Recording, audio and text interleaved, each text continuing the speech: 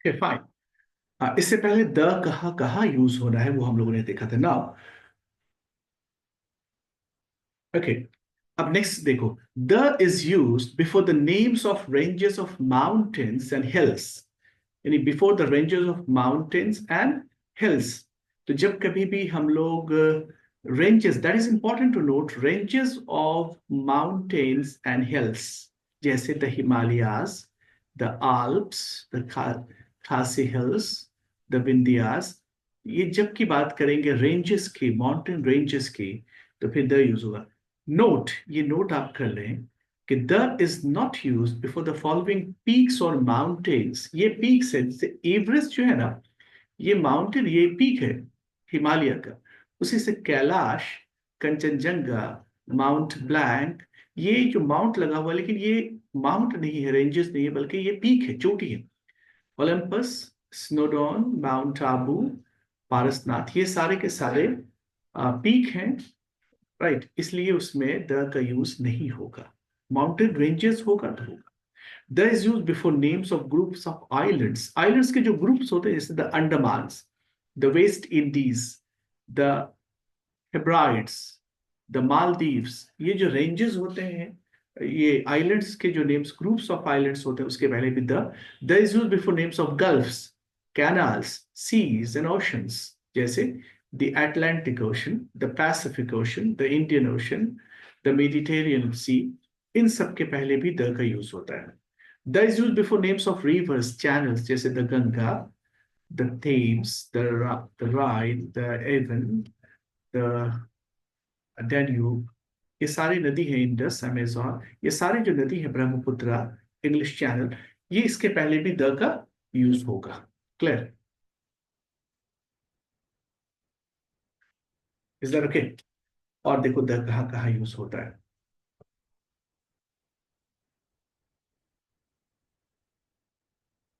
नील नदी है, उसके पहले भी जितने।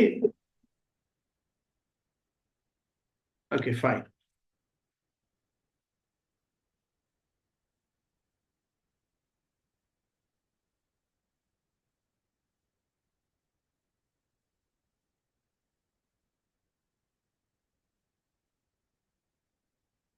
ठीक है, the is use before names of these countries, states, जैसे the Netherlands, the Sudan, the transfer, the Congo, the UK, the USA, the. अच्छा, ये एक बहुत इंपॉर्टेंट बात है कि पंजाब के पहले द क्यों यूज होता है, राइट। एक्चुअली कहा जाता है, और बाकी स्टेट के पहले नहीं, बिहार, यूपी और गुजरात और बंगाल के पहले नहीं, लेकिन पंजाब के पहले। एक्चुअली एक माना जाता है कि पंजाब जो 5 नदी से मिलके बना है, तो जिस तरह से वो था ग्रुप्स ऑफ आइलैंड्स के लिए, उसी तरह से पंजाब स्टेट के लिए भी द का यूज होता है। ये एक्सेप्शन है जो यूज कर रहे हैं। The is use before the names of holy great books. Holy book जो होता है, बड़ी किताबें, जैसे the Bible, the Gita, the Vedas, the Quran, the Ramayana, the Mahabharata, the Iliad, ये सारे के पहले भी द का यूज होता है, राइट। लेकिन the is not use before the name of a book when it appears before the name of the author in the possession, possessive case before names, जैसे। लेकिन अगर उसके पहले ऑथर का नाम आ जाता है, जैसे द तुलसीदास रामायण, अगर सिर्फ रामायण होता तो द रामायण होता, लेकिन अब आ गया द तुलसीदास रामायण, ये अपोस्ट्रोफी इसके साथ होता का, तुलसीदास का रामायण। तो जब इसकी बात आएगी तो फिर द का यूज नहीं हो। जैसे होमर का, द होमर्स इलियड, ये है ना इलियड, द होमर्स इलियड, तो अब उसके पहले द का यूज नहीं होगा। और अगर उसके पहले अगर नाम नहीं हुआ, जो राइटर है उसका नाम अगर नहीं है, तो फिर द का यूज होना है। Is that right? लेकिन अगर राइटर का नाम आ गया तो फिर द का यूज नहीं होगा। That is important to note. अब देखें द कहाँ यूज होना है। The is use before names of newspapers, right. Newspaper के नाम से पहले भी द का यूज होना है। Is that? जैसे The Hindustan Times, the Times of India, the New York Times, the Pakistan Times, the Times, the Guardian, the Statesman, the Economist, the Washington Post, the Dow, ये सब के पहले use होगा। लेकिन आप देखेंगे आजकल हिंदुस्तान टाइम्स के पहले द उसने डेलिबरेटली हटा दिया है। पहले था द टाइम्स ऑफ इंडिया, तो अभी भी है, लेकिन हिंदुस्तान टाइम्स के पहले देखेंगे पहले के एडिशन में द आता था, अब द नहीं लिखते हैं वो। Right. The is not used after noun plus apostrophe, जैसे इससे पहले के रूल में था I haven't yet red today's statesman, today's, है ना। तो सिर्फ स्टेट्समैन होता तो होता, लेकिन टुडेज आ गया ना अपोस्ट्रोफी इसके साथ, तो फिर द का यूज नहीं होगा। There's an increasing tendency to drop the before the names of newspaper, ये मैंने कहा था ना, ये वाला। There's an increasing tendency to drop the before the names of newspaper, लेकिन आजकल एक टेंडेंसी, एक चलन सी पैदा हो गई है कि द को ड्रॉप किया जा रहा है। और बेहतरीन एग्जाम्पल हमारे यहाँ हिंदुस्तान टाइम्स का है। Names of magazines, periodicals are not usually used before the, right? उसी तरह से the is used before specifying any of the cardinal directions. Cardinal आप समझते हैं, right. The east, the west, the north, the south, इस तरह के पहले भी, डायरेक्शन के पहले भी हम लोग द का यूज करते हैं। The is use before names of inventions, the telephone, the microscope, the wheel, the steam engine, right. जैसे who invented the telephone, not telephone, जैसे कि हु इन्वेंटेड द टेलीफोन, ये नहीं कहेंगे हु इन्वेंटेड टेलीफोन। ये सारे रूल्स हैं, ये तो हमें याद करना है कहाँ कहाँ यूज होगा, इसमें कुछ समझने वाली बात तो है नहीं।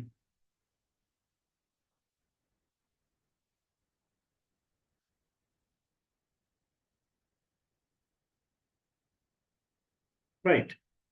ओके फाइन, अब ये देखें।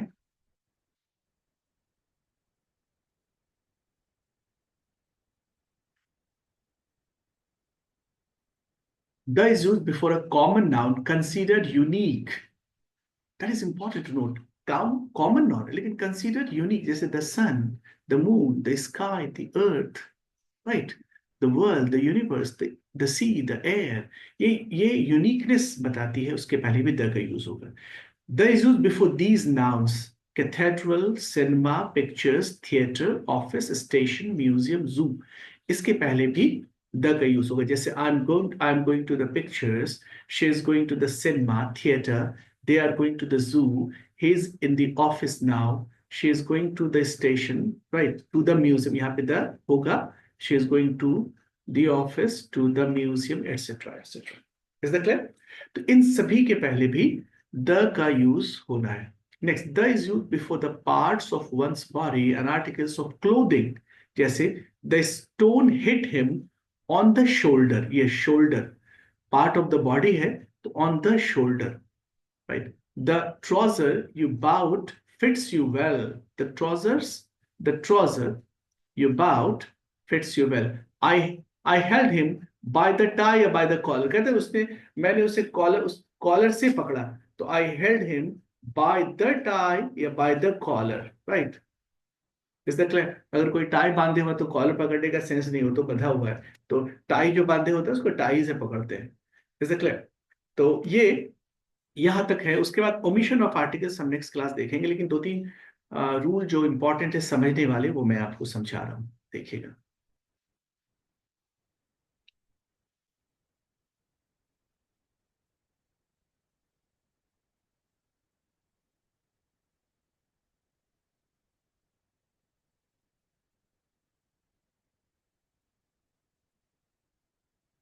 ये देखें, एक चीज ये देखो कि कुछ नाउन्स ऐसे हैं जब अपने प्राइमरी पर्पस में यूज होते हैं। Prime I am talking about what, primary purpose. कुछ नाउन्स ऐसे हैं जो अब जब अपने प्राइमरी पर्पस में यूज होता है तो उसके पहले आर्टिकल नहीं लगता, लेकिन जब उसी नाउन्स का सेकेंडरी पर्पस में यूज होता है तो आर्टिकल लगता है। इसे जरा समझिए, what is primary purpose and what is secondary purpose. अगर मैं बेड की बात करूं, if I talk about what, bed, is that clear?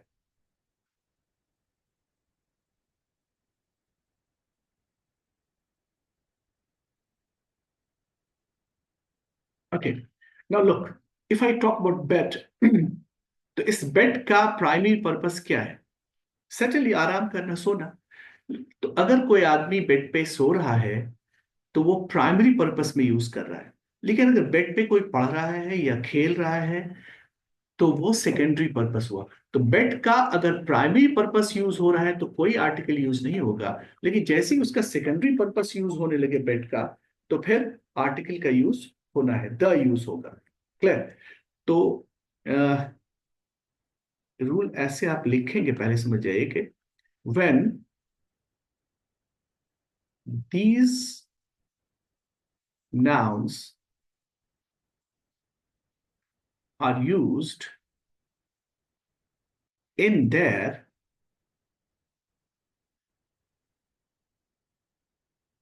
primary purpose, no article is used.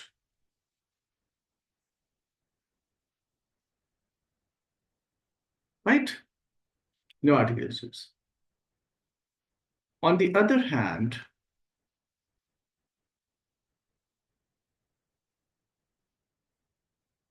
the is used when these nouns are taken in secondary purpose.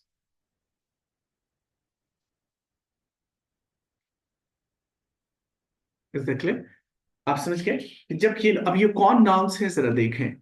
इसमें पहला है bed, right, दूसरा है school, college, university, right, etcetera etcetera, मतलब कि institution भी हो सकता है, जैसे टेम्पल, मॉस्क, एटसेट्रा, मतलब रिलीजियस प्लेस, जैसे प्रिजन, जैसे hospital,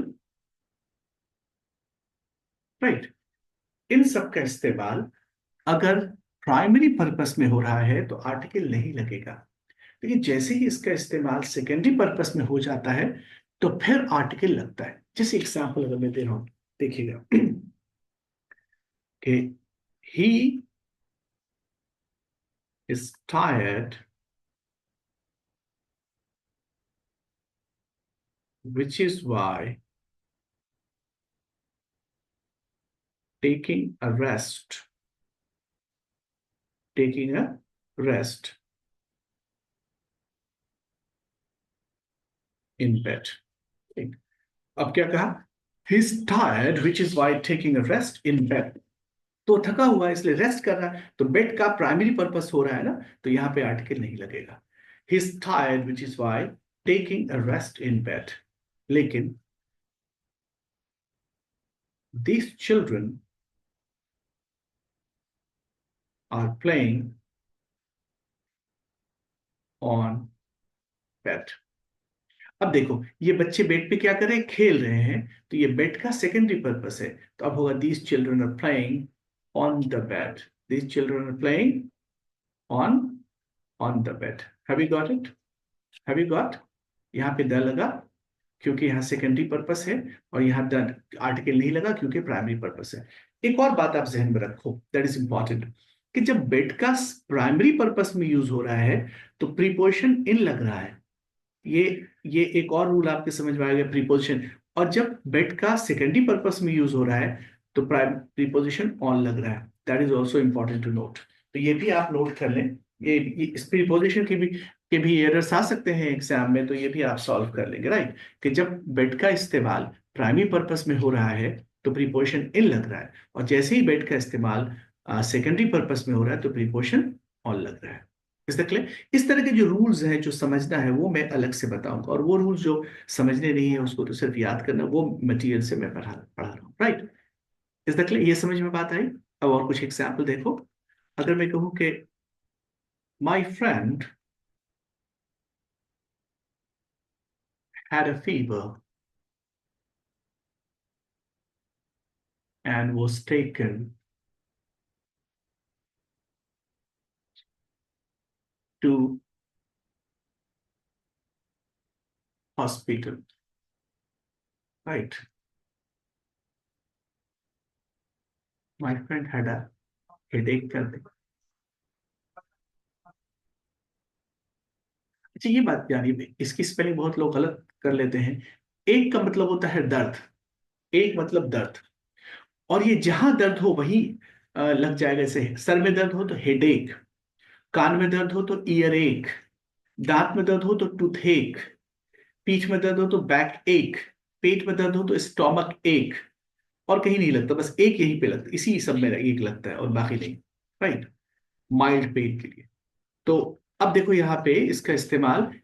right, my friend, friend is missing, my friend had a headache and was taken to hospital. अब यहाँ चूंकि उसके सर में दर्द था, हॉस्पिटल ले जा रहा है इलाज के लिए, और हॉस्पिटल इलाज के लिए बना है, तो फिर यहाँ पे कोई भी आर्टिकल का यूज नहीं होगा। लेकिन अगर आप ये कहें कि I am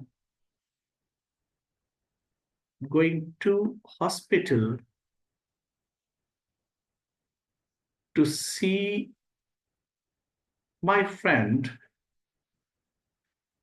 who is admitted there. अब यहां देखें, अब क्या हो रहा है। अब ये हो रहा है कि आप हॉस्पिटल इलाज के लिए नहीं जा रहे हो, I am going to the hospital, बल्कि आप किस लिए जा रहे हैं, हॉस्पिटल में अपने दोस्त को देखने जा रहे हैं। इसलिए अब यहाँ द का इस्तेमाल होगा, क्योंकि यहाँ हॉस्पिटल का इस्तेमाल सेकेंडरी पर्पस में हो रहा है। Is that clear? Is that okay? आप समझ में बात आई? अब यस नेक्स्ट सर। देखें। Okay, next. अगर मैं कहूं कि goes he goes to church on Sundays। ये स्पेशल देखिए, ऑन संडेज, जब संडेज लिखते हैं तो एवरी संडे होता है। Right, he goes to church on Sundays. अब आप ये बताइए यहाँ पे द होगा या नहीं होगा, एनीबडी ऑफ यू? यानी यहाँ चर्च का इस्तेमाल प्राइमरी पर्पस में है या सेकेंडरी पर्पस में, आप बताएं। अगर प्राइमरी पर्पस में है तो द नहीं होगा, और सेकेंडरी पर्पस में है तो द होगा। बताइए। प्राइमरी पर मिस में सर। देखो, he goes to church on Sundays, वो संडेज को जाता है चर्च, किस लिए जाता है? यहाँ पे ये प्राइमरी पर्पस है, क्योंकि सेकेंडरी पर्पस जब कभी भी होगा तो बताया जाएगा। अगर यहाँ पे नहीं, इसका मतलब he goes to church on Sundays मतलब वो इबादत करने के लिए जाता है, वो प्रेयर करने के लिए जाता है।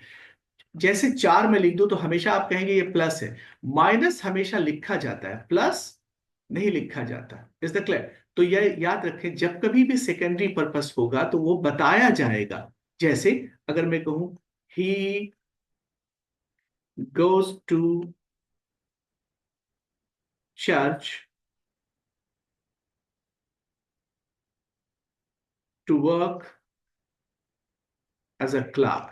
अब देखिए, to work as a clerk किस लिए जाता है? वो इबादत करने के लिए जाता है, वो काम करता है, वो वो काम करता है वहां। इसलिए अब ये सेकेंडरी पर्पस हो गया। अब यहाँ पे क्या लगेगा? द लगेगा। Is the clear? द यहाँ पे लगेगा। एक मिनट के लिए मैं रोक रहा हूँ, फिर एक कॉल आ रही है, उसे मैं जरा। ओके, इसमें कोई कंफ्यूजन? तो यहाँ पे गोज टू चर्च, यहाँ पे द नहीं होगा। क्यों नहीं होगा? क्योंकि ये प्राइमरी पर्पस में। He goes to the church यहाँ पे होगा, क्योंकि यहाँ सेकेंडरी पर्पस है। राइट, ये प्राइमरी पर्पस है तो यहाँ द का यूज नहीं होगा, और ये सेकेंडरी पर्पस है तो यहाँ द का यूज हो रहा है। क्लियर हो गया? इस तरह के, जैसे he was found guilty, he was found guilty and sent to prison। Sent to prison. अब यहाँ पे he was found guilty and sent to prison, अब प्रिजन भेजा गया है, क्योंकि वो गिल्टी है, तो वो तो प्राइमरी पर्पस के लिए जा रहा है, तो यहाँ पे कोई प्रीपोजिशन नहीं होगा। Right, is the clear? He doesn't seem to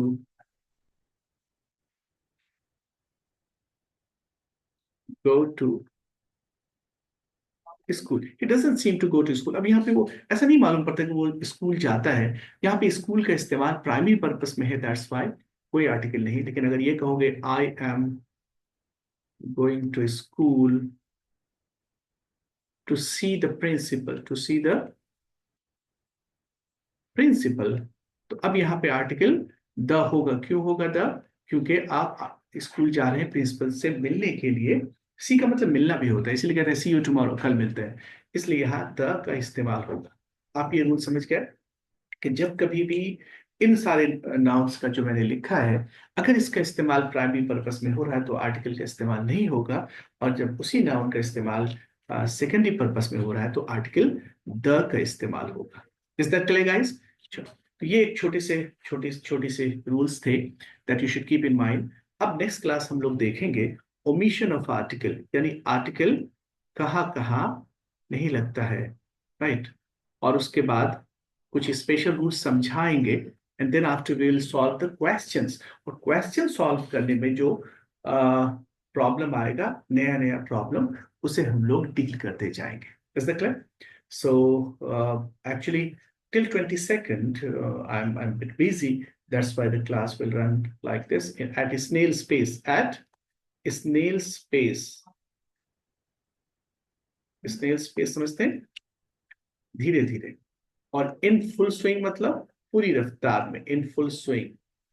ये दो फ्रेज ये जरूर लिख लीजिएगा। एट स्नेल पेस, धीरे धीरे, और इन फुल स्विंग मतलब पूरी रफ्तार में। कहते हो my my preparation is going in full swing, मेरी तैयारी पूरी रफ्तार में चल रही है। एक और होता है एट वॉर फुटिंग, मैंने बताया था आपको इससे पहले भी। एट वॉर फुटिंग इसका मतलब युद्ध स्तर पे बहुत। ये तो बिल्कुल धीरे, ये ठीक ठाक तेज, और ये बहुत तेज, एट वॉर फुटिंग, एकदम युद्ध स्तर पे। दैट। अच्छा, एक ये आप फ्रेजल वर्ब जानते हैं? फ्रेजल वर्ब किसको कहते हैं? फ्रेज तो जानते हैं, फ्रेजल वर्ब जानते हैं किसको कहते हैं? जब कोई वर्ब जैसे कॉल किसी प्रीपोजिशन या किसी और वर्ड के साथ मिलकर अपनी मीनिंग को खो दे, यानी जैसे कॉल का मतलब बुलाना है ना, लेकिन अपनी मीनिंग को खो दे, तो उसको फ्रेजल वर्ब कहते हैं। और ये भी आपको याद रखना, ये मैं लिख दूंगा, जैसे कॉल ऑन। अब कॉल ऑन का मतलब बुलाना नहीं, बल्कि टू विजिट अ पर्सन, किसी व्यक्ति से मिलने जाना, तो ये फ्रेजल वर्ब है। Call at, to visit a place, किसी जगह को जाना। कॉल ऑफ, टू एंड, समाप्त कर दें, the strike has been called off, इसको फ्रेजल वर्ब कहते हैं। यानी जब कभी भी वर्ब किसी प्रीपोजिशन या एडवर्ब के साथ मिलके अपनी मीनिंग को खत्म, यानी उसकी अपनी मीनिंग न रहे, तो उसको फ्रेजल वर्ब कहते हैं। जैसे एक और देखो, अगर मैं कहूं कि लुक, देखना, लेकिन लुक फॉर मतलब तलाश करना, ढूंढना, राइट? लुक इनटू, छानबीन करना। तो इसी को हम लोग फ्रेजल वर्ब कहते हैं, यानी वो अपनी मीनिंग को खो देता है, अपनी मीनिंग उसमें नहीं रहती। और ये एग्जाम में आपके फ्रेजल वर्ब भी आते हैं। क्लियर है? ओके गाइस, तो we have a class at 5:30, हमारा ऑफलाइन क्लास 5:30 में है, and which is why we would like to wind it up here only. Tomorrow will be the timing is same.